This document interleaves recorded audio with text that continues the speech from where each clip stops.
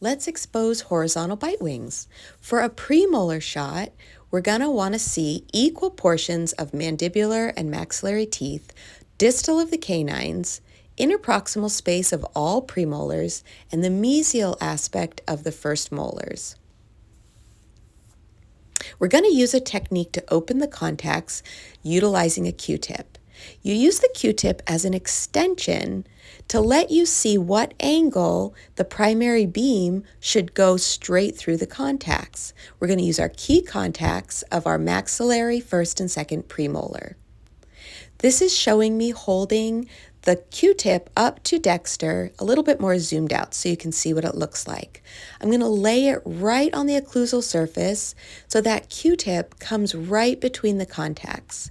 Then I'm going to take the Q-tip and I'm going to line it up parallel with the PID. I want those two angles to match and be parallel. At this point, I'm going to move my PID out of the way a little bit so I can get my XEP in Dexter's mouth. So I'm just going to pick it up above the area where it swivels and move it up and back toward my patient's ear. This gives me some space to work and get the XEP in my patient's mouth while still keeping that angle. I'm going to take my XEP and I'm going to tilt it slightly to sort of fly in a little sideways so I don't knock my patient's teeth. Have your patient open nice and wide. Then I'll upright it and I'm going to bring it anterior so that I'm going to pull it forward until it hits the back of my mandibular anterior teeth. I want to ensure that I'm getting the distal of the canines. Bring the ring toward the cheek, and then I'm going to bring my PID down toward the XEP, centering it in that ring so that all four corners are touching the ring. I want to make sure that my PID and the bar are parallel. Sometimes I have to adjust my XEP and the bar to match the angle that I first discovered with the Q-tip. So we're going to match those things up so that they're perfectly parallel. And this can take a little bit of adjusting. After I take my adjustments and I get everything set up, then I'm going to go expose the image, pushing the button, holding it down till the beeping stops, and then I'm going to have my picture.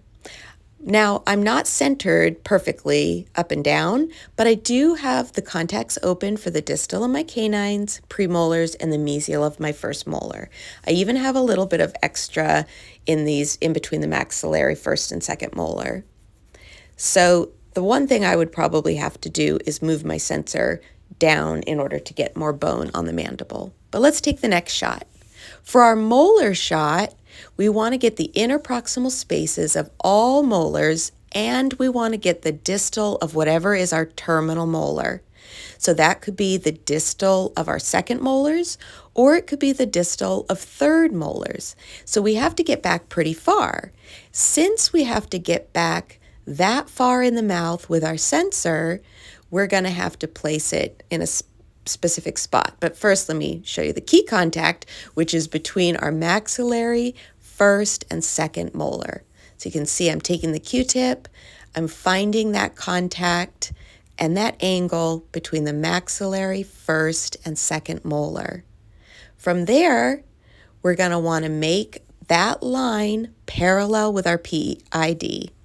So we're going to keep the Q-tip right across the occlusal plane between the first and second maxillary molar. Move that PID up and back to give you room to manipulate your sensor and the XEP. Okay, so this is what I was talking about. We want to get back far enough to get the terminal aspect of whatever's our last molar, and that could be our third molar. So that means we have to center the second molar on the sensor. So right about where that red piece of plastic goes up and over the sensor, that's about where your second molar shall land, right there.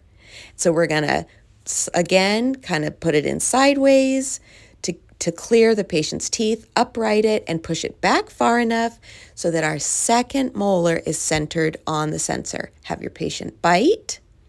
And now, again, we're going to drop down our PID and Keep that angle parallel with the bar. So you might have to adjust the bar, moving the sensor in the patient's mouth in order to get it parallel with the PID. Here's our shot.